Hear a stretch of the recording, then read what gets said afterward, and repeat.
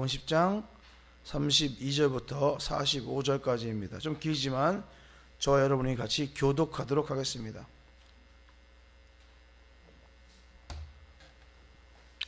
마가복음 10장 32절부터 45절 교독합니다. 제가 먼저 읽습니다. 예루살렘으로 올라가는 길에 예수께서 그들 앞에 서서 가시는데 그들이 놀라고 따르는 자들은 두려워하더라. 이에 다시 12제자를 데리시고 자기가 당할 일을 말씀하여 이르시되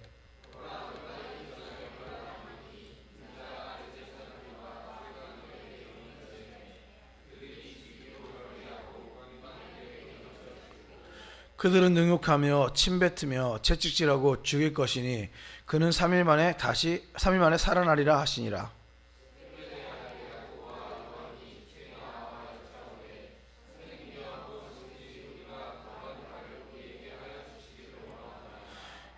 이르시되 너희에게 무엇을 하여 주기를 원하느냐?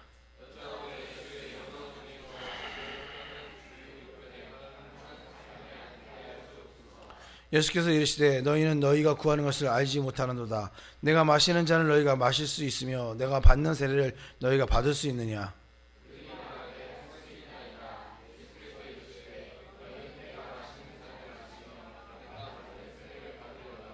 내 좌우편에 앉는 것은 내가 줄 것이 아니라 누구를 위하여 준비되었는지 그들이 얻을 것이니라. 예수께서 불러다가 이르시되 이방인의 집권자들이 그들을 의미로 주관하고 그 고관들이 그들에게 권세를 부리는 줄을 너희가 알거니와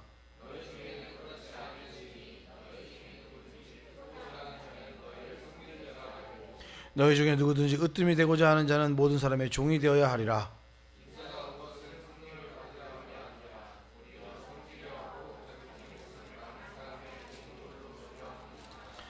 아멘. 오늘 본문은 너무나 유명한 구절이고요. 오늘 본문은 특별히 예수님께서 예루살렘으로 올라가는 길 중에서 있었던 일입니다. 주님은 이 길, 이 노상에서 한 3번 정도, 성경에 나와 있는 것만 3번 정도 계속해서 반복해서 예수님께서 실제로 고난을 받는다. 예루살렘에 올라가면 실제로 고난을 받는다. 그리고 실제로 죽는다. 그리고 실제로 부활한다라는 메시지를 3번 정도 계속해서 이야기를 했습니다. 그러나 제자들은 이 이야기를 듣고서 잘 믿지를 않았던 것 같아요. 그리고 잘 새겨듣지를 않았습니다. 그러니까 예수님께서 죽는다는 이야기를 들어도 듣긴 들었는데 전혀 기억하지 못하는, 전혀 알지 못하는, 무슨 뜻인지 전혀 고민하지 않는 그런 상황이었습니다. 본문과 비슷하게 계속해서 이야기했던 예수님의 고난과 죽음에 대한 예언했던 것을 마가복음에서만 한번 찾아보겠습니다. 바로 앞에 있으니까 한번 여러분 성경을 참고해 주시기 바랍니다. 마가복음 8장 31절 한번 앞으로 넘겨보세요. 마가복음 8장 31절입니다. 첫 번째 예수님께서 이제 내가 예루살렘에 올라가면 죽는다 그리고 부활한다는 것을 예언했던 부분입니다. 마가복음 8장 31절 인자가 많은 고난을 받고 장로들과 대제사장들과 서기관들에게 버림받아 죽임을 당하고 사흘 만에 살아나야 할 것을 비로소 그들에게 가르치시되 예수님이 첫 번째 예수님의 고난에 대해서 말씀하시자 베드로가 어떻게 합니까? 32절 이렇게 말합니다. 드러내놓고 이 말씀을 하시니 베드로가 예수를 붙들고 항변하매, 이 항변했다는 것은 어떻게 보면 좋은 말인 것 같지만 되게 나쁜 말이에요. 예수님을 변호한 것처럼 들리는데 그게 아니라 예수님을 꾸짖었다는 거예요. 예수님을 꾸짖었어요. 절대 그러면 안 된다. 꾸짖었다는 얘기입니다. 예수를 붙들고 항변하매 33절 예수께서 돌이키사 제자들을 모시며 특히 베드로를 꾸짖어 이르시되 사탄아 내 뒤로 물러가라. 내가 하나님의 일을 생각하지 아니하고 도리어 사람의 일을 생각하는도다. 그리고는 제자도에 대해서 이야기를 합니다. 34절 무리와 제자들을 불러 이르시되 누구든지 나를 따라오려거든 자기를 부인하고 자기 십자가를 지고 나를 따를 것이니라. 그러니까 이제 내가 죽는다, 가서 예루살렘 가면 죽는다 그러니까 베드로가 절대 그러면 안 된다고, 죽으면 안 된다고. 왜요? 베드로도 노리는 게 있잖아요. 예수님이 잘 돼서 자기가 뭐 좌의정이든 우의정이든 무엇인가 좋은 자리를 차지하고 싶은데 예수님이 죽는다니까 그러면 안 된다라고 항변하는 겁니다. 그렇게 얘기하니까 예수님께서 사탄아 너의 뒤로 물러가라. 너는 하나님의 일을 생각하지 아니하고 사람의 일을 생각하는구나. 이렇게 꾸짖죠. 예수님께서. 그런 다음에 제자도를 말합니다. 누구든지 나를 따라오려거든 자기를 부인하고 자기 십자가를 지고 나를 따를 것이니라. 제가 지난번에도 말씀드렸지만 자기를 부인하는 것, 자기 십자가를 지는 것, 주님을 따르는 것은 다 같은 말이에요. 무슨 말입니까? 죽는다는 거예요. 죽는다. 죽음에 대한 이야기입니다.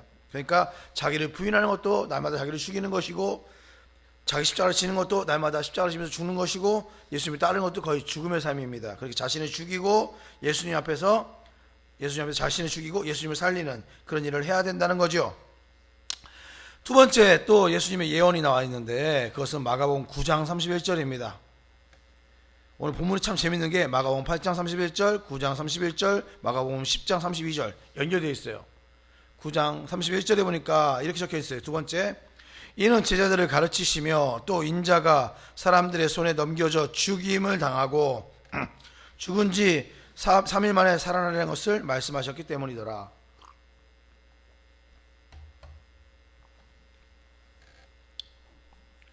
두 번째, 예수님께서 죽임을 당한다는 이야기를 다시 합니다. 그 다음에 죽은 지 3일 만에 다시 살아난다라고 이야기를 하죠. 이 말씀을 듣고도 제자들은 여전히 깨닫지 못합니다. 그래서 33절에 이런 일이 있었어요. 33절 이하를 보세요. 마가복음 9장 33절입니다. 가버나움에 이르러 집에 계실새 제자들에게 물으시되 너희가 길에서 서로 토론한 것이 무엇이냐. 이야기한 게 뭐냐 이거죠. 길에서 하시되 그들이 잠잠하니 이는 그들이 잠잠한 이유가 있어요. 창피했던 거예요. 그 이유는 길에서 서로 누가 크냐 하고 쟁론하였다. 싸웠다는 거예요. 누가 크냐라고 싸웠다는 겁니다. 누가 크냐라고 싸웠다는 거죠.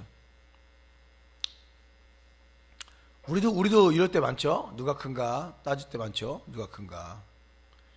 예수님이 고난과 죽음에 대해서 두 번째 예언했을 때에도 제자들은 그 메시지와는 전혀 상관없이 누가 큰지, 우리들 중에 누가 큰지를 싸우고 있었습니다. 그들을 향해서 예수님께서 35절 이하에, 9장 35절 이하에 이렇게 말씀하십니다. 예수께서 앉으사 12 제자를 불러서 이르시되 누구든지 첫째가 되고자 하면 뭇사람의 끝이 되고 뭇사람의 섬기는 자가 되어야 하리라. 누구든지 첫째가 되려면 제일 밑에 있는 사람이 되어야 된다. 이 얘기예요. 제일 밑에 있는 사람이 되어야 된다 하시고 어린아이 하나를 데려다가 그들 가운데 세우시고 안으시며 제자들에게 이르시되 누구든지 내 이름으로 이런 어린아이 하나를 영접하면 곧 나를 영접함이요 누구든지 나를 영접하면 나를 영접함이 아니요 나를 보내신 이를 영접함이라. 이렇게 이야기를 합니다. 어린아이 하나를 영접하고 섬기는 그것이 예수님을 섬기는 것이고 하나님을 섬기는 것과 일맥상통한다. 그리고 그렇게 하는 자가 나중에 보니까 마태복음에는 천국에 들어갈 수 있다. 이렇게 성경에 기록되어 있습니다. 예수님의 고난과 죽음에 대한 예언들은 이런 패턴이 있어요. 패턴이 비슷합니다. 첫 번째, 예수님이 나는 죽는다라고 이야기를 합니다. 난 다시 산다라고 이야기합니다. 제자들은 이해하지 못해요. 그리고는 제자들은 예수님이 마지막을 생각해서 예수님이 마지막 영광 가운데 모든 다른 민족들을 다 이제 쉽게 말하면 민족 가운데서 이스라엘을 해방시키고 이스라엘의 왕이 될 것이라고 생각하기 때문에 예수님이 마지막 이야기를 하면 우리가 좌의정에 우의정에 우리가 누가 큰가 이런 걸 따져서 자기가 높은 자리에 앉으려고 하는 그런 의지를 제자들은 드러냅니다. 이런 패턴들이 있어요. 예수님은 고난을 이야기하는데 제자들은 어떻게 하면 좋은 자리에 앉을까 이런 고민들을 하고 있었다는 거죠. 그래서 그 상황이 제자들을 설명하기에 딱 좋은 상황이 됩니다. 제자라는 것은 높은 자리에 앉는 것이 아니라 나와 같이 행동하는 것이다. 예수님과 같이 행동하는 것이다. 이게 패턴이에요. 나와 같이 섬기고 사랑하는 것이다. 이게 패턴입니다. 이런 부분을 좀 알고서 보시면 오늘 본문이 더 재미있습니다. 32절, 34절 오늘 본문입니다. 10장 32절, 34절 예루살렘으로 올라가는 길에 예수께서 오늘 본문이죠. 그들 앞에서 서서 가시는데 그들이 놀라고 따르는 자들은 두려워하더라. 이에 다시 12 제자를 데리시고 자기가 당할 일을 말씀하여 이르시되 말하는 겁니다. 말하는 거죠. 뭐라고 말합니까? 이렇게 말합니다. 보라 우리가 예루살렘에 올라가노니 인자가 예수님을 말합니다. 인자가 대제사장들과 서기관들에게 넘겨짐에 그들이 죽이기로 결의하고 이방인들에게 넘겨주겠고 그들은 능욕하며 침뱉으며 채찍질하고 죽일 것이니 그는 3일 만에 살아나리라 하시니라. 본문은 예수님의 고난과 죽음에 대한 세 번째 예수님께서 직접 예언하신 장면입니다. 세 번째 예언은 더 구체적이에요. 어떻게 해요? 인자가 대제사장들과 서기관들에게 넘겨짐에 그들이 죽이기로 결의하고 이방인들에게 넘겨주겠고 로마인들에게 넘겨줬잖아요. 넘겨주겠고 그들은 능욕하며 침뱉으며 채찍질하며 죽일 것이다. 이렇게 구체적으로 점점 더 구체적으로 이야기하는데 구체적으로 이야기합니다. 자세하게 이야기합니다. 그렇게 이야기를 합니다. 예루살렘에 올라가서 예수님은 대제사장들과 서기관들에게 넘겨지게 됩니다. 그들은 예수님을 십자가에 매달기로 작정하고 이방인인 빌라도에게 넘기지요. 그리고는 이렇게 능욕, 침뱉고 채찍질하고 죽이게 되는 겁니다. 예수님은 계속해서 반복해서 나는 예루살렘에 올라갈 것이고 거기 가서 나는 죽을 것이다 라고 예언하고 있는 것입니다. 그런데 역시나 제자들은 이 부분도 오해합니다. 잘 이해하지 못합니다. 그들은 계속해서 예수님이 예루살렘에 올라가는 것이 십자가의 죽음 때문에 간다고 생각하지 않고 영광 때문에 간다고 생각해요. 영광 다른 말로 하면 영광의 보좌, 왕의 자리에 예수님께서 가셔서 그 자리에 앉으려고 예루살렘을 통치하려고 하는구나 이렇게 생각하고 있습니다. 그래서 35절 이야기가 나오는 거예요. 예수님의 가장 수제자 중에 두 명인 세베대의 아들 야고보와 요한이 35절입니다. 세베대의 아들 야고보와 요한이 주께 나와 여짜오되 선생님이여 무엇이든지 우리가 구하는 바를 우리에게 하여 주시기를 원합니다. 우리 말을 들어주세요 이 얘기죠. 제가 원하는 대로 해주세요 이 얘기입니다. 주님께서 말씀하시기를 이르시되 너희에게 무엇을 하여 주기를 원하느냐 주님께서 이렇게 말씀하십니다. 그러자 야고보와 요한은 이렇게 말합니다. 여짜오되 주의 영광 중에서 왕의 자리에 앉을 때를 얘기하는 거죠. 주의 영광 중에서 우리를 하나는 주의 우편에 우의정에 하나는 주의 좌편에 좌의정에 앉게 하여 주옵소서라고 예수님께 구합니다. 여러분 야고보와 요한이 누굽니까? 여러분은 야고보와 요한을 잘 알고 계신지 모르겠네요. 우리는 수제자 베드로는 잘 알지요. 수제자 베드로는 어떻게 보면 1등이잖아요. 야고보와 요한은 2등 3등이에요. 2등 3등. 야고보와 요한은 2등 3등입니다. 왜 그렇죠? 예수님께서 무슨 특별한 일을 하실 때가 있었어요. 그때는 예수님은 12제자를 데리고 다니셨지만 어느 순간에는 12제자가 아닌 3제자만 데리고 다닌 적이 있어요. 그 중에 둘이 야고보와 요한입니다. 베드로와 야고보와 요한. 그러니까 어떻게 보면 그들은 예수님의 최측근인 것이죠. 최측근이죠. 야고보와 요한은 회당장의 딸을 살릴 때, 죽음에 이른 회당장 야이로의 딸을 살릴 때도 같이 있었고요. 주님이 변화산에서 변화될 때에도 그 변화산의 현장 가운데 야고보와 요한은 같이 있었습니다. 그들이 주님께 이렇게 말하는 겁니다. 선생님, 작은 부탁이 하나 있습니다. 청탁이죠, 청탁. 작은 부탁이 하나 있습니다. 이 부탁을 꼭 들어주셨으면 좋겠습니다. 선생님이 예루살렘의 영광 가운데 들어가시고 왕권을 회복했을 때 그때 우리들 중 하나는 좌의정에 하나는 우의정에 앉게 해주십시오. 장관 자리를 하나 부탁하는 겁니다. 이렇게 이야기를 하는 거죠. 장관 자리 하나를 해결해 주십시오. 이렇게 말합니다. 여러분이 잘 알고 있지만 유대인들은 그렇게 생각하지 않았어요. 그게 뭐냐면 여러분들은 예수님의 영광이 어디 있다고 생각하십니까? 예수님의 영광은 어디에 있어요? 그렇죠. 우리는 다 알고 있죠. 우리 근준 형제 말한 것처럼 우리는 예수님의 영광은 십자가에 있다. 우리는 알고 있어요. 예수님은 십자가의 죽으심으로 영광 가운데 거하셨다. 요한복음에 보니까 예수님이 영광의 자리는 십자가를 얘기하는 거예요. 그런데 유대인들은 그렇게 생각하지 않았습니다. 십자가는 모욕의 자리요, 형벌의 자리요, 처형의 자리요, 저주의 자리요, 반역의 자리입니다. 그렇죠? 그러나 그들이 생각한 영광의 자리는 왕의 자리를 말하는 거예요. 왕의 자리에 임해야 되는 겁니다. 그들이 그래서 예수님의 영광을 구할 때는 예수님은 늘 왕의 자리에 앉으셔야 됐어요. 그들이 볼 때에는. 그러나 예수님은 하나님의 영광을 드러내는 것이 왕의 자리에 앉는 것이 아니라 십자가로 올라가는 것이 하나님의 영광을 드러내는 것이다라고 예수님은 생각하셨어요. 그런데 야고보와 요한은 그렇게 생각하지 않습니다. 오해를 하고 있는 거죠. 38절 보니까 이 야고보와 요한의 오해에 대해서 예수님께서 말씀하십니다. 38절 예수께서 이르시되 이렇게 말합니다. 너희는 너희가 구하는 것을 알지 못하는도다. 내가 마시는 잔을 너희가 마실 수 있으며 내가 받는 세례를 너희가 받을 수 있느냐. 우리는 보통 그냥 신앙생활을 오래 하신 분들은 딱 읽으면 이게 무슨 내용인지 알지만 신앙생활을 며칠 오래 하지 않으신 분들은 무슨 말인지 모를 것 같아요. 야, 내가 마시는 잔을 너희가 마실 수 있으며 내가 받는 세례를 너희가 받을 수 있느냐 이러면은 이게 무슨 소리인지 이렇게 모르실 것 같아. 제가 생각할 때 이거는 예수님이 마시는 잔은 여러분 다 아시다시피 겟세마네 동산에서 예수님께서 이 잔을 내게서 돌려주옵소서라고 했던 그 잔이에요. 그 잔은 십자가를 말하는 겁니다. 십자가를 말하는 거, 죽음의 잔이지요. 고난의 잔이지요. 그리고 뒤에 내가 받는 세례를 너희가 받을 수 있느냐. 성경은 계속해서 세례는 죽음을 이야기한다고 계속해서 말씀드렸어요. 이 말은 쉽게 말하면 제자들에게 이렇게 말하는 겁니다. 예수님 묻는 거예요. 너희들은 내가 마시는 잔, 내가 받는 세례, 다른 말로 말하면 고난, 그리고 죽음, 하나님의 나라와 영광을 위해서 죽는 죽음, 고난, 하나님의 저주, 진노, 너희가 다 받을 수 있느냐 이거예요.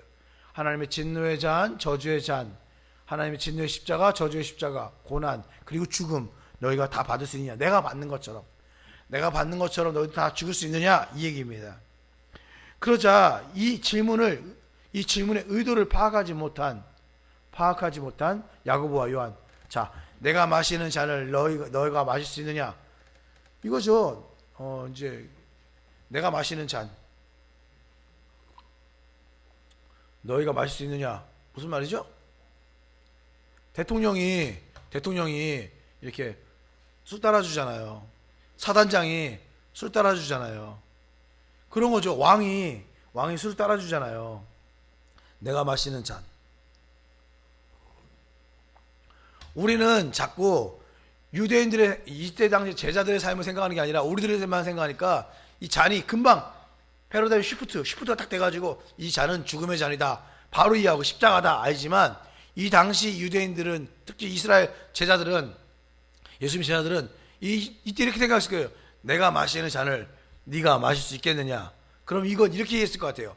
왕이 마시던 잔 왕이 따라주면 네가 마실 수 있겠느냐. 그럼 어떻게 말하겠어요? 할 수 있습니다. 할 수 있습니다. 이렇게 얘기를 하겠죠. 그게 당연하죠. 그렇죠? 그건 오해가 아니라 당연한 거예요. 그들 입장에서는 당연히 내가 마실 수 있다라고 이야기할 수밖에 없는 거예요. 우리는 보면서 이 가증한 것들, 우리는 보면서 이 가증한 것들, 이것들 나중에 다 도망갈 거면서 다 알고 있지만 그들 입장에서는 그 상황에서 내가 이거 당연히 마시겠습니다. 당연히 마시겠습니다. 주님이 받는 세례 제가 당연히 받겠습니다. 이렇게 이야기할 수밖에 없는 거예요. 그런데 그렇게 할 수밖에 없는 건데 예수님의 의도를 이해하지 못한 야고보와 요한은 당당하게 대답합니다. 39절 그들이 말하되 39절 할 수 있나이다. 할 수 있습니다. 할 수 있습니다. 예수님은 야고보와 요한에게 너희들이 이 잔 죽을 수 있느냐라고 물은 건데 제자들은 이 잔, 그러니까 왕이 내리는 하사주, 내가 당연히 마실 수 있죠 이렇게 얘기하는 거죠. 그들은 자신 있게 당당하게 말합니다. 할 수 있습니다. 할 수 있습니다. 그런데 이게 우리들도 똑같아요. 무슨 말이냐면 하나님께서 우리에게 묻습니다. 너희는 예수를 믿을 수 있겠느냐? 예를 들면 믿을 수 있느냐? 제자의 삶을 살겠느냐? 기독교인의 크리스찬의 삶을 살겠느냐? 이 이야기는 다른 말로 말하면 너희가 예수처럼 살겠느냐라는 얘기예요. 예수처럼 살겠느냐? 이 말은 다른 말로 말하면 너희가 예수처럼 죽을 수 있느냐라는 말입니다. 이 세상 것을 다 포기할 수 있겠느냐라는 말입니다. 옛사람은 완전히 죽일 수 있느냐라는 말이에요. 근데 우리는 잘 이해를 못하는 거예요. 어떻게? 영광 중에 거하시는 예수님에 대해서 오해를 하는 거죠. 예수 믿으면 무엇인가 되게 좋은 일이 많이 생길 것 같아.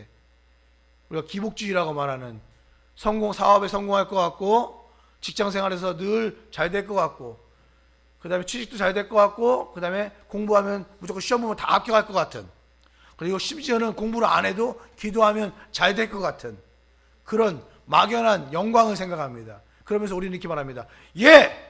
나는 예수님 잘 믿을 수 있습니다. 교회 잘 다닐 수 있습니다 라고 이야기를 하죠. 근데 여러분들이 아셔야 될 것은 잘 믿겠습니다, 잘 다닐 수 있습니다 라고 말하는 순간 그것은 어떻게 보면 예수님의 의도와 다르게 대답하는 경우가 있다는 거예요. 제자들처럼. 기억하셔야 됩니다. 중요합니다.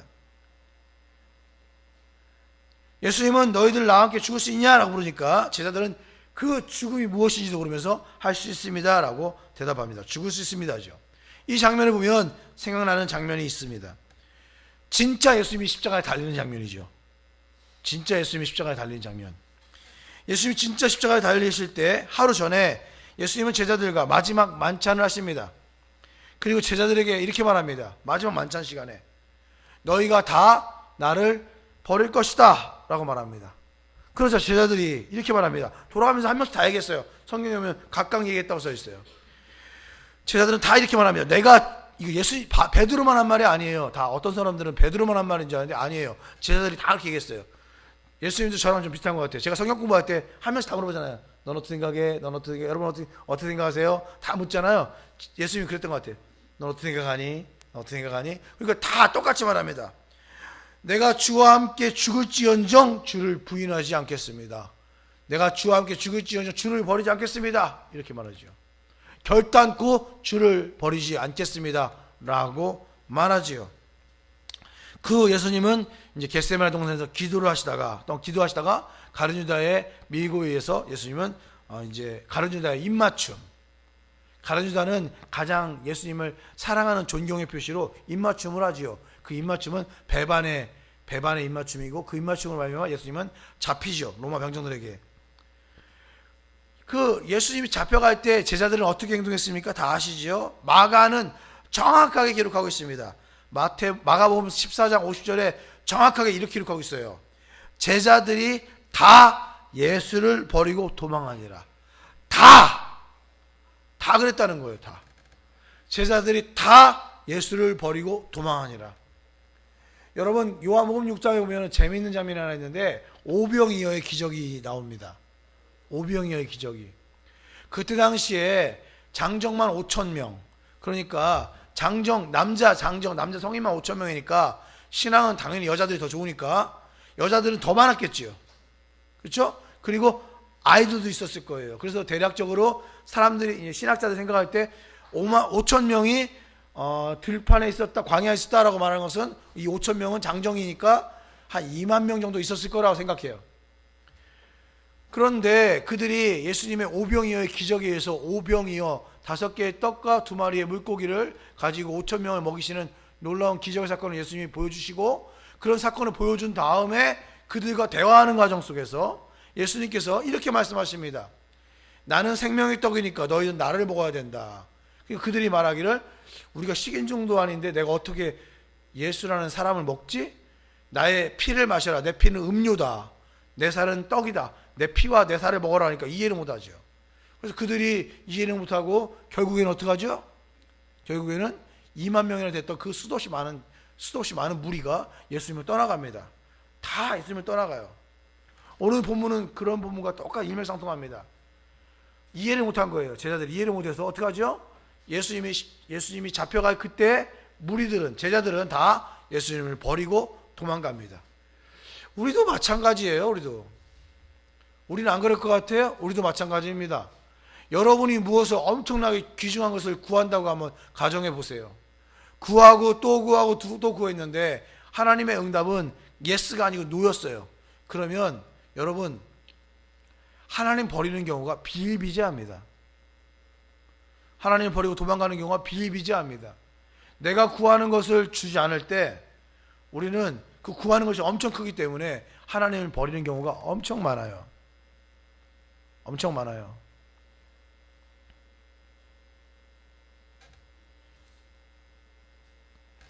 같이 죽겠다고 그렇게 결심하고 결단했던 그 제자들은 다 도망갑니다. 우리도 마찬가지예요. 우리는 더 잘 버립니다. 왜 그럴까요? 한번 생각해 보세요. 우리는 뭐 길게는 여기서 50년 신앙생활 하시는 분도 계시겠는데 50년은 신앙생활 했든 지금 교회 나온 지 2달밖에 안 됐든 별로 중요하지 않아요. 우리는 진짜 예수님을 만져본 적이 없어요. 예수님하고 악수해 본 적 있어요? 예수님과 허그해 본 적 있어요? 우리는 없잖아요. 그런데 신앙생활 얼마 했느냐보다 더 파워풀한 게 같이 산 사람들입니다. 제자들은 예수님과 3년을 같이 살았어요. 3년을 같이 살았어요. 제자들과 3년을 같이 산 예수의 제자들이라는 그 사람들이 예수님을 버리고 도망갔는데, 우리가 무슨 용가리 통뼈라고 예수님을 그렇게 신뢰하고 잘 따를까요? 우리는 그 제자들보다 믿음이 더하지 않습니다.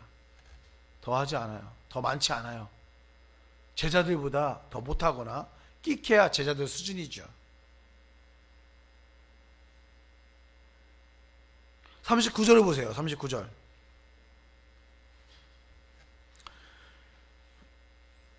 너희가 내 잔을, 내 세례를 받을 수 있느냐 그러니까 39절. 그들이 말하되 할 수 있나이다. 예수께서 이르시되 너희는 내가 마시는 잔을 마시며 내가 받는 세례를 받으려니와 내 좌우편에 앉는 것은 내가 줄 것이 아니라 누구를 위하여 준비되었는지 그들이 얻을 것이니라. 좌나 우에 앉게 해주세요 라고 말하니까, 그래 좋아, 너희도 나랑 같은 세례에 나랑 같은 잔을 마시게 될 것이다. 이 말은 무슨 말입니까? 너희도 죽을 것이다. 그래서 제자들도 죽죠. 순교의 잔을 마시고 결국 다 죽습니다. 그런데 너희가 죽을지라도, 되게 중요합니다. 너희가 나를 위해서 죽을지라도 내 좌우에 앉는 것은 내가 결정할 일이 아니야, 이 얘기예요. 내 좌우에 앉는 것은 내가 결정할 일이 아니야. 너희가 분명히 나를 위해서 죽을 거야. 너희는 내가 마시는 잔을 마실 것이며 내가 받는 세례를 너희는 받을 것이다. 같은 고난을, 같은 죽음을 당하게 될 것이야. 결국 그들은 최초의 순교자들이 되지요.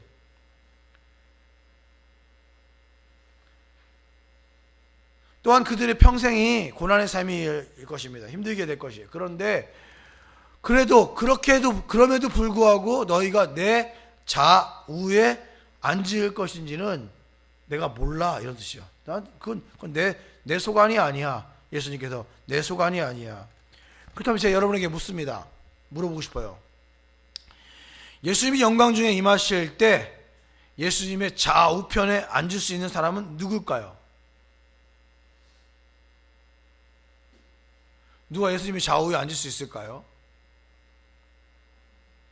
이것은 되게 간단한 질문입니다. 예수님께서 늘 하신 말씀, 거기에 정답이 있어요. 오늘 본문에도 나와 있어요. 가장 낮은 곳으로 내려간 사람이 가장 높은 자리인 예수님의 좌우편에 앉을 수가 있는 것입니다. 낮아져야 높아질 수 있습니다. 지난번에 나왔던 빌립보서 2장에 보면 예수님께서 가장 높은 곳에 앉을 수 있었던 가장 큰 이유는 예수님께서 가장 낮아지셨기 때문에 그래요. 원래 예수님의 자리는 예수님 하나님 우편이세요, 원래. 그런데 그 영광의 자리를 버리시고 이 땅에 내려오셨죠. 그런 다음에 예수님께 다시 그 영광의 하나님 우편에 앉을 수 있었던 이유는 예수님께서 가장 낮은 자리, 심지어 십자가의 죽으심까지 복종하셨기 때문이다. 낮은 모습으로 사셨기 때문이다. 그겁니다. 우리도 마찬가지예요. 예수님의 좌우편에 앉으려면 우리가 가장 낮은 자리로 가면 돼요. 여러분들 중에서 누구가 될 수도 있어요. 저도 포함해서 우리들 가운데 가장 낮은 자리에 우리가 임하면 예수님의 가장 가까운 자리에 우리가 앉을 수가 있게 되는 거지요.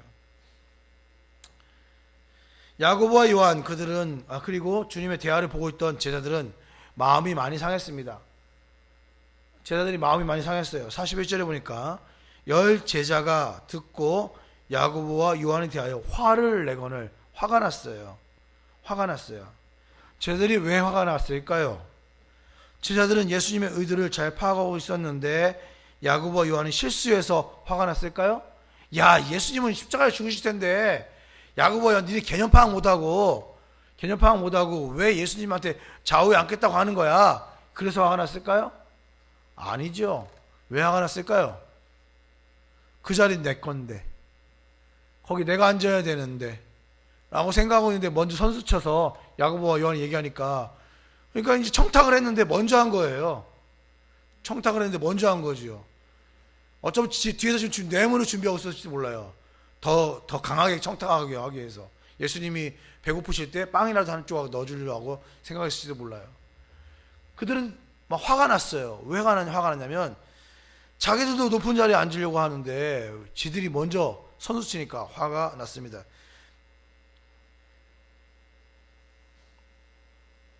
분개하지요. 그러자 예수님께서 제자들을 다 불러서 말합니다. 그게 42절이에요. 42절에 보니까 이방인의 다른 나라 왕들 얘기합니다. 집권자들이 그들을 임의로 주관하되, 자리를 임의로 준다는 거죠. 인사권, 왕이 인사권이 있다는 거예요. 그래서 왕이 임의로 주관하되 그 고관들이 그들에게 권세를 부리는 줄을 너희가 알거니와. 그러니까 다른 나라를 봐라, 이방인들을 봐라. 그들은 왕이 모든 인사권이 있지 않느냐, 그들이 마음대로 왕이 인사권을 행사하지 않느냐. 그러나 너희들은 그렇지 않다 하는 거예요. 너희들은 그렇지 않다. 우리도 마찬가지예요. 제자들과 마찬가지예요. 우리도 마찬가지예요. 우리들도 하나님의 나라일 때 우리가 어디에 앉느냐, 어디에 위치하느냐, 이런 것들은 우리가 결정하는 것이 아닙니다. 인사권자이신 하나님께서 덕스럽게 결정하시겠지요. 그런데 힌트는 있어요. 어떻게 그 지위가 결정되고 어떻게 그 권세가 결정되는지, 어떻게 그 자리가 결정되는지 힌트는 있습니다. 43절 중간에 보세요. 43절 중간에 너희 중에 누구든지 크고자 하는 자는 너희를 섬기는 자가 되고, 너희 중에 누구든지 으뜸이 되고자 하는 자는 모든 사람의 종이 되어야 하리라. 역설이죠. 기독교는 늘 얘기하지만 역설입니다. 우리가 생각하고 있는 것을 기독교는 늘 뒤집어요. 세상에는 높은 사람이 높은 사람인데 기독교는 낮은 사람이 높은 사람이 된다고 얘기합니다. 세상은 용서하지 않고 원수를 갚아야 되는데 기독교는 그것을 용서해야 된다고 말합니다. 늘 역설적으로 말합니다. 누가 크냐? 섬기는 자가 되어야 한다는 거죠. 큰 사람이 되려면 섬기는 자가 되어야 한다. 누가 으뜸이냐? 꼴찌가 되어야 한다는 거예요. 꼴찌가 되어야 된다는 얘기입니다.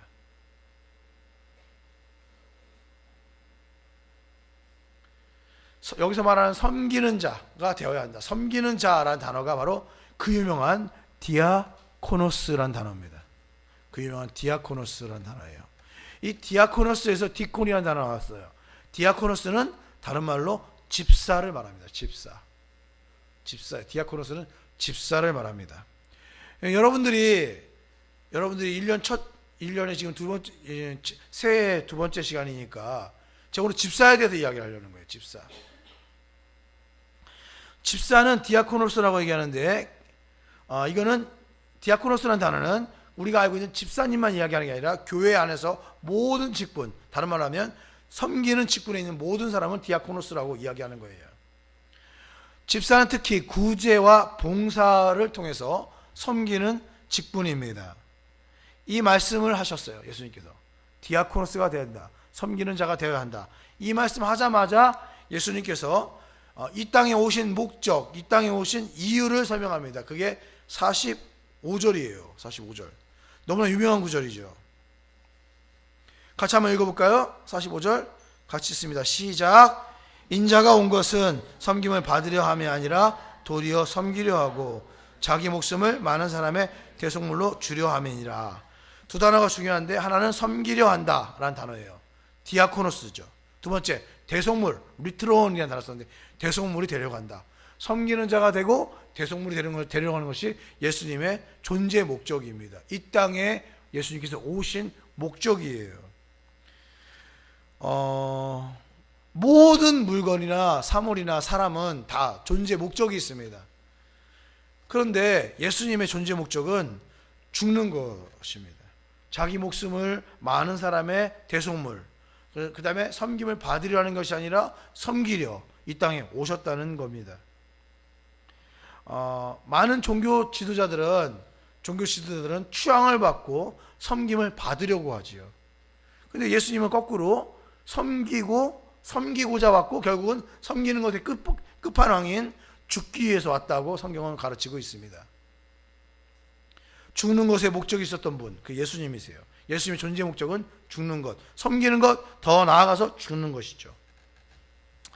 이 대속물이라고 쓰였던 리트론이라는 단어는 본래 빚진 사람이 노예가 되었을 때 그를 석방시키기 위해서 몸값으로 지불하는 돈, 전쟁 포로들을 석방시켜서 지불하는 몸값을 의미합니다. 돈의 의미예요. 돈을 지불하고 예수님이 대속물로 드리고 이제 우리를 자유롭게 하셨다, 뭐 이런 의미를 담고 있습니다. 범죄한 인류의 대가를 치르기 위해서 대속물로 오신 것이죠. 그 대가를 지불하시는 거예요. 그게 이제 리트론이라는 단어에 담겨져 있습니다. 제가 이제 이렇게 얘기하고 이제 마치려고 하는데 두 단어가 나왔으니까 제자도라는 단어와 섬김이라는 단어가 나왔는데, 이 제자도와 섬김은 결국은 십자가와 연결됩니다. 왜 계속해서 이렇게 연결될까요? 그것은 생각보다 간단합니다. 예수님은 계속해서 고난과 죽음, 십자가를 이야기하고 있어요. 그런데 고난과 죽음과 십자가를 이야기하고 있는데 제자들은 그 이야기를 들으면서 계속해서 영광과 권세와 명예를 이야기하고 있습니다. 질문하고 있습니다. 그게 아니거든요. 예수님은 그게 아니거든요. 고난과 십자가와 죽음에 대해서 예수님은 계속해서 이야기를 하는데 제자들은 계속해서 영광과 권세와 명예에 대해서 이야기를 하니까 예수님은 그게 아니다라는 이야기를 하고 싶은 거예요. 그게 아니다라는 이야기를 하고 싶은 겁니다. 그게 결론은 제자도와 섬김이라는 단어로 넘어갑니다. 사랑하는 성도 여러분, 여러분이 잘 알고 있는 것을 하나 질문할게요. 우리 세례 받을 때 세례교육에서도 받는 건데, 예수님의 직분은 세 가지가 있다라고 배웠어요. 예수님의 직분은 세 가지가 뭘까요? 첫 번째, 예수님은 왕이지요. 왕입니다. 두 번째, 예수님은 선지자이십니다. 세 번째, 예수님은 제사장이시죠. 왕이시면서 선지자이시면서 제사장이세요. 예수님은. 이 세 가지의 직분을 예수님이 가지고 계세요. 사랑하는 성도 여러분, 예수님은 자신이 왕으로 불리기를 바랬을까요? 예수님은 자기 자신을 선지자로 불리기를 바랬을까요? 예수님은 자기 자신이 제사장으로 불리기를 바랬을까요? 그러면 예수님은 자기 자신 무엇으로 불리기를 바랬을까요? 예수님은 아마 자기가 이런 사람으로 불리기를 바랬을 것입니다. 예수님은 자기 자신을 사람들이 예수님은 섬기는 분이셨구나 라고 불리기를 바랬을 거예요. 이 말은 다른 말로 말하면 예수님은 자기 자신이 디아코노스로 불리기를 바랬을 거예요. 우리 예수님은 디아코노스다. 섬기는 분이셨다. 그래서 마지막 날 밤에 수건을 허리에 동여 매고 수건을 우리의 발을 씻겨주시지 않았느냐. 예수님은 우리를 섬기는 분이셨다 라고 아마 불리기를 바랬을 것 같아요. 우리는 예수님을 믿는다라고 하면서 우리는 예수님을 섬기는 사람이라고 말을 하죠. 말은 분명히 그렇게 합니다. 근데 우리는 성경에 정확하게 말하기 성경은 이렇게 말하고 있어요. 나를 섬기는 것은 다른 게 아니라 지극히 작은 영혼, 지극히 작은 자 하나를 섬기는 것이 결국은 나를 섬기는 것이고, 너희가 낮은 마음을 품고 가장 낮은 곳에 임하는 것이 결국 나와 같은 마음을 품는 것이다 라고 성경은 가르치고 있습니다. 우리가 예수님께서 디아코노스, 즉 섬기는 자라고 우리가 인정한다면, 우리가 예수님이 이 땅에 오신 목적, 첫 번째 섬기기 위해서, 두 번째 죽기 위해서 왔다면 우리도 그렇게 살아야지 예수님을 닮은 삶을 살 수 있는 것입니다. 쉽게 말하면 이런 거예요. 예수님은 섬기는 분이셨다. 우리나라 말로 하면 집사님이셨어요. 예수님은 집사님이셨다는 거죠. 성경 어디를 봐도 예수님이 장로님이셨다 이런 말은 없는 것 같아요. 그러면 집사님 돼서 장로님 되는 것은 이제 강등되는 거죠. 강등되는 거죠. 더 섬김의 자리로 나가라는 얘기겠죠. 예수님은 선생이지만 집사이기를 원하셨어요. 집사가 되는 것을 두려워하지 않았고, 섬김의 자리로 나아가는 것, 낮은 자리로 나아가는 것, 그리고 결국에는 십자가에 매달리는 것도 두려워하지 않았습니다. 그것이 바로 자신의 존재의 목적을 성취하는 것이기 때문에 그렇습니다. 그래서 결국에는 예수님은 하나님의 우편에 앉죠. 우리도 마찬가지예요. 우리의 존재 목적이 무엇입니까? 기독교인의 존재 목적은 무엇일까요? 교회에서 서로 간에 끼리끼리 좋다고 행복하게 지내는 것이 교회의 존재 목적일까요? 아니죠. 교회의 존재 목적은 세상을 섬기는 겁니다. 사람을 섬기는 것입니다. 교회의 존재 목적이 세상을 다스리는 것이 아니라 세상을 섬기는 것입니다. 세상보다 우위에 서서 세상에 어떤 정치를 위해서 존재하는 것이 아니라 섬기는 자리, 저 낮은 자리에서 낮은 자리에 그 많은 구멍들을 메꾸는 자리, 그게 교회의 존재 목적이고 교인들의 존재 목적입니다. 그 모습이 예수님 닮은 집사의 삶인 것입니다. 이제 어떻게 살아야 될까요? 어떻게 살아야 될까요? 섬김으로 낮아지고 또 낮아져 디아코노스를 이루는 그런 삶을 사셔야 됩니다. 그게 예수님의 예수님의 모습을 따라가는, 결국 나중에는 그 역설로 말미암아 나중에 높아지는, 지금 높아지는 게 아니라 나중에 높아지는, 그게 크리스찬입니다. 사랑하는 성도 여러분, 새해에는 우리 모두 다 주님처럼 섬기는 자, 디아코노스 되기를 주님의 이름으로 축복합니다. 기도하겠습니다. 할렐루야. 존귀하신 주님, 그렇습니다. 예수님은 계속해서 고난과 죽음과 십자가에 대해서 낮아짐에 대해서 이야기를 하고 있는데, 제자들은 명예와 권세와 영광을 바라본 것을 우리가 지켜봅니다. 그렇게 살면 안 되겠습니다.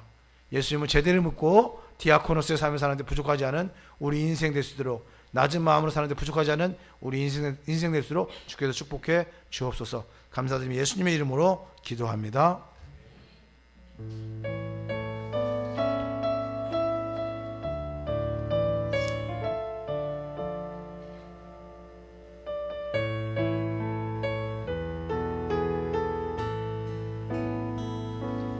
당신의 그 섬김이 천국에서 해같이 빛나리. 당신의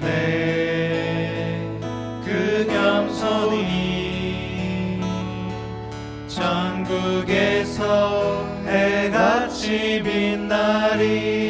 당신의 그 믿음이 당신의 그 믿음이 천국에서 해같이 빛나리. 당신의 그 충성이 천국에서 해같이 빛나리.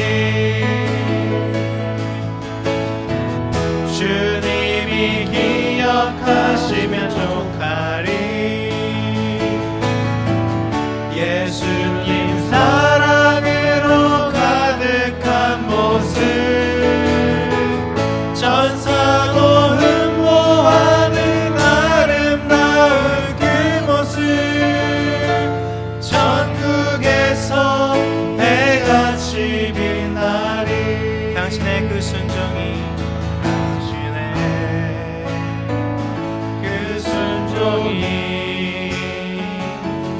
천국에서 해같이 빛나리. 당신의 그 사랑이 천국에서 해같이 빛나리. 당신의 그 찬송이 그 찬송이 천국에서 해같이 빛나리. 당신의 그 언신이 천국에서 해같이 빛나리. 주님이 기억하시면 족하리. 주님이 기억하시면 족하리. 불타는 사명으로 가득 찬 모습, 천사도 흠모하는 아름다운 그 모습, 천국에서 해같이 빛나리. 주님이 기억하시면 족하리. 예수님 사랑으로 가득한 모습, 예수님 사랑으로 가득한 모습, 천사도 흠모하는 아름다운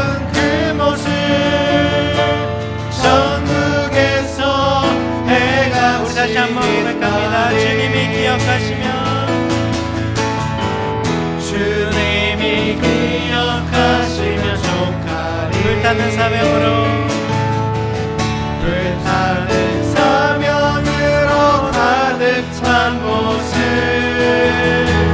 천사도 흠모하는 아름다운 그 모습 천국에서 해같이 빛나리 주의 영광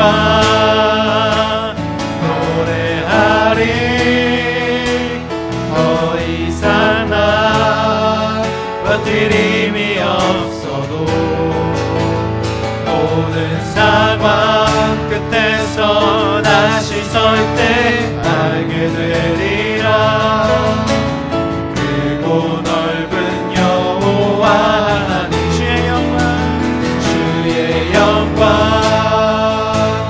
알아보리 만군의 주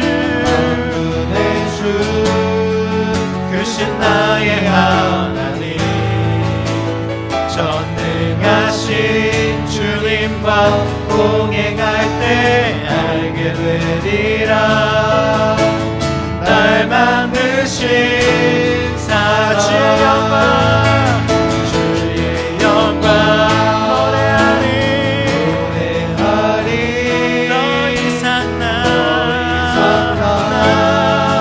버티림이 없어도 모든 상황 끝에서 다시 설 때 알게 되리라 크고 넓은 여호와 하나님 주의 영광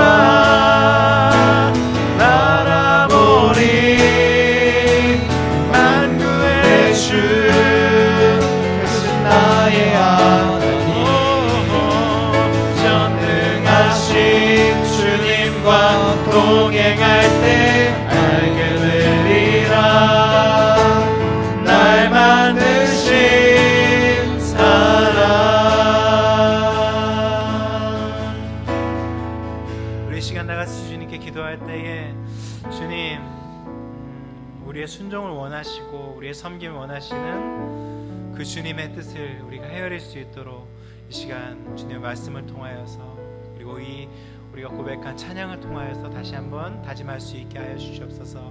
예수님처럼 예수님이 높은 곳에 서지 않고 낮은 곳에서 섬기기를 원하신 것처럼 우리도 이 세상을 섬기고 세상을 위해서 또 예수님 위해서 섬기면서 살 수 있는 그런 마음 가질 수 있도록 이 시간을 다시 한번 다짐하게 하여 주시옵소서.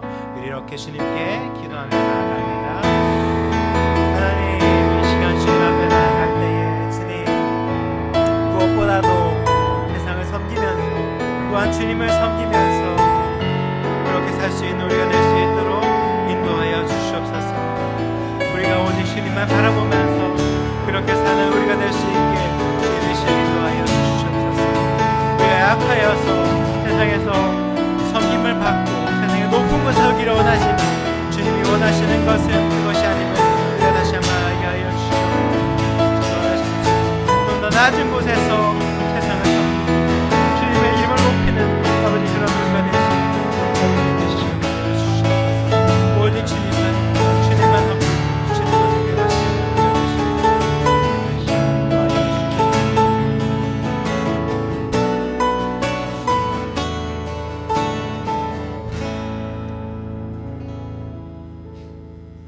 우리가 좀 더 낮은 마음으로 그곳에 서기를 원합니다. 나의 가장 낮은 마음 주님께서 기뻐하시고 작은 일에 큰 기쁨을 느끼게 하시는도다. 내가 지쳐 무력할 때 주님 내게 힘이 되시고 아름다운 하늘나라 내 맘에 주시는도다. 우리에게 축복하신 하나님 사랑 낮은 자를 높여주시고 아름다운 하늘나라 허락하시고 내 모든 것 예비하시네. 찬양함의 기쁨을 감사함의 평안을 간구함의 하나님 알도록 하셨네. 다시 한번 나의 가장 낮은 마음 주님께서 기뻐하시고 작은 일에 큰 기쁨을 느끼게 하시는도 내가 지쳐 무력할 때 주님 내게 힘이 되시고 아름다운 하늘나라 내 맘에 주시는도다. 우리에게 축복하신 하나님 사랑 낮은 자를 높여주시고 아름다운 하늘나라 허락하시고 내 모든 것 예비하시네. 찬양함의 기쁨을 감사함의 평안을 간구함의 하나님 알도록 하셨네. 찬양함의 기쁨을 감사함의 평안을 간구함의 하나님 알도록 다시 한번 고백합니다. 찬양함의 기쁨을 감사함의 평안을 간구함의 하나님 알도록 하셨네. 알도록 하셨네. 알도록 하셨네. 알도록 하셨네. 알도록 하셨네. 아멘. 주님께 영광의 박수 돌립니다.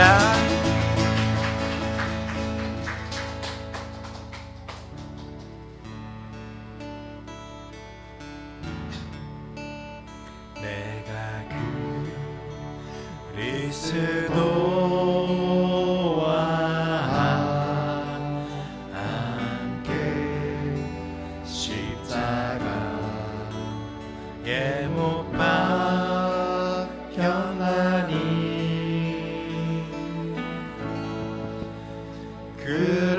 그런즉 이제 내가 산 것 아니요 오직 내 안에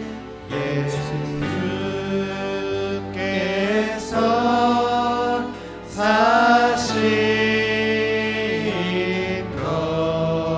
것이라.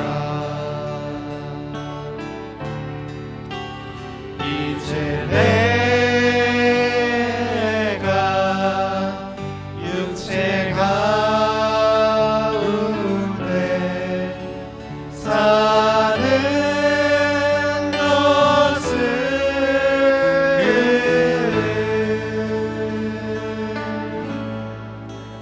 나를 사랑하사 자기 몸 버리신 예수 위해 산 것이라. 우리 다시 한번 고백할 때에 주님, 우리가 이렇게 살기를 원합니다. 이렇게 우리가 나를 버리고 주님을 주인으로 두고 살기를 원합니다. 이런 마음으로 내가 그리스도와 함께 살겠습니다. 다시 한번 찬양하며 나아갑니다.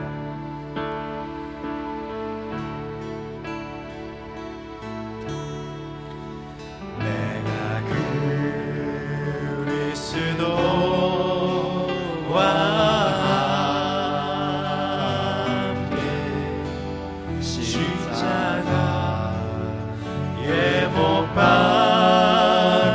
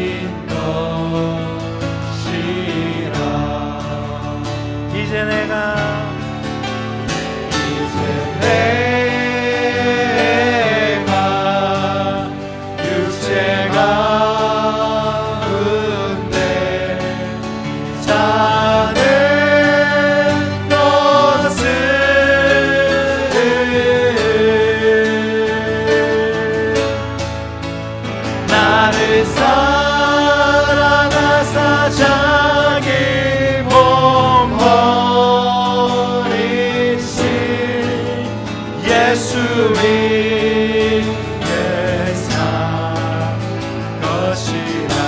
이제 내가 육체 가운데 이제 내가 육체 가운데 사는 것은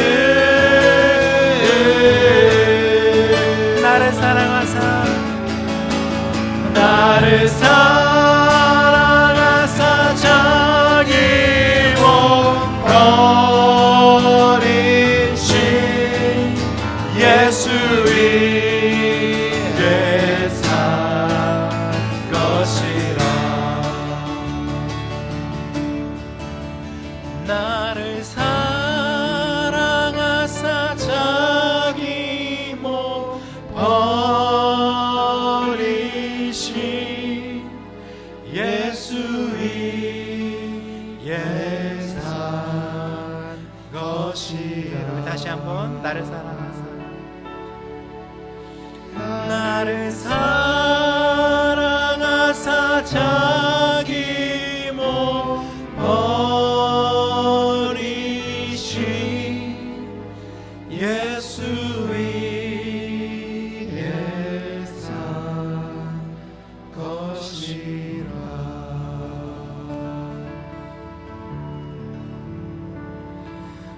오직 주의 사랑에 매여 내 영 기뻐 노래합니다. 이 소망의 언덕 기쁨의 땅에서 주께 사랑드립니다. 오직 주의 임재 안에 갇혀 내 영 기뻐 찬양합니다.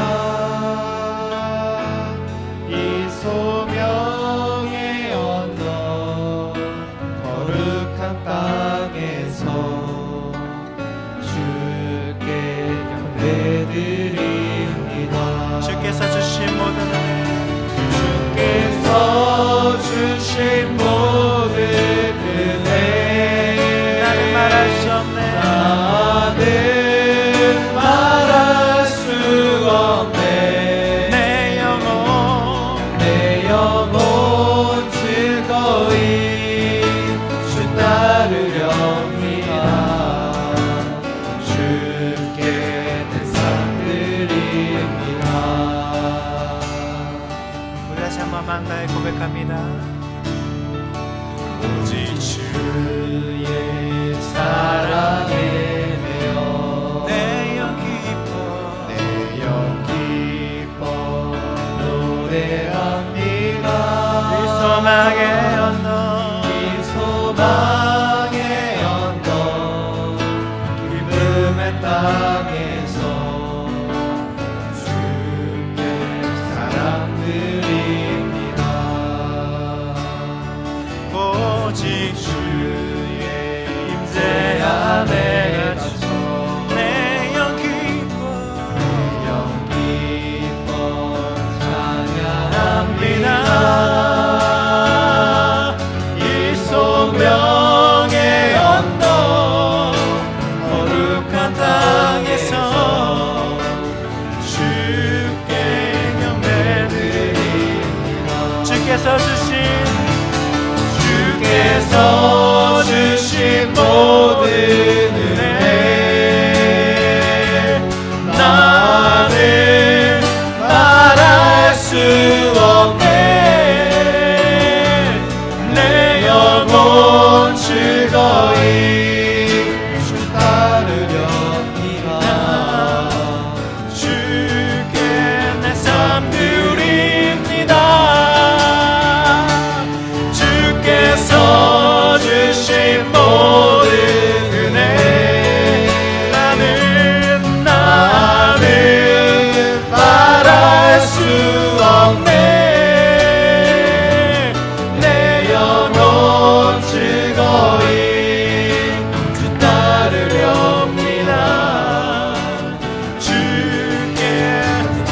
한번 주께서 주신 모든 은혜 고백합니다. 주께서 주신 모든 은혜 나는 말할 수 없네. 내 영혼 즐거이 주 따르렵니다. 주께 내 삶 드립니다. 주께 내 삶 드립니다. 주께 내 삶 드립니다. 우리 시간 다시 한번 주님께 기도할 때 주님께서 큰 은혜로 우리에게 당신의 삶을 보여주셨고 또 당신의 사랑으로 우리를 이렇게 붙잡아 주시고 계신데 우리는 앞으로 어떻게 살아야 할지 다시 한번 다짐하는 2020년 새해가 되기 원합니다. 오늘 목사 말씀처럼 우리가 섬김의 자리에서 누구보다 낮은 자의 자리에서 그렇게 섬기면서 주님을 섬기면서 이웃을 섬기면서 내 가족을 섬기고 내 친구를 섬기면서 그렇게 살 수 있는 우리가 될 수 있기를 바랍니다. 그런 한 해가 될 수 있기를 바랍니다. 이렇게 다짐하면서 주님 앞에 주님 뜻대로 주님 모습대로 그렇게 살겠습니다. 그런 기도를 드리면서 나아가겠습니다. 하나님, 이 시간 주님처럼 낮은 곳에서 섬김의 자세로 그렇게 살기를 원합니다. 오직 주님의 사랑에 매여서 주님처럼 그렇게 나아갈 수 있는 우리가 될 수 있도록 아버지 주님이시여 함께하여 주시옵소서. 오직 주님의 모습을 닮아가는 우리가 될 수 있도록 인도하여 주시옵소서. 우리가 무엇과도 그런 아버지 다짐을 할 수 있는 2020년 될 수 있게 하여 주시고 내 주인, 내 이웃과 주님과 모든 이들을 섬기면서 그렇게 살 수 있는 우리가 되게 하여 주시옵소서.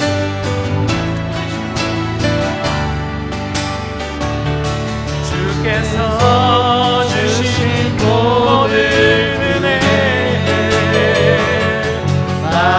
나는 말할 수 없네. 내 영혼 즐거이 주 따르렵니다. 주께 내 삶 드립니다. 주께 내 삶 드립니다.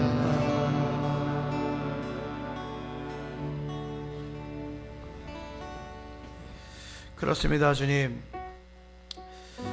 섬김의 자리에서 예수님처럼 낮아지고 낮아짐으로써 높아지는 역설의 신비를 깨닫고 사회를 또한 교회를 또한 사랑하는 가정을 또한 사랑하는 형제자매를 섬길 수 있는 귀한 인생 될 수 있도록 도와주시기 간절히 원합니다.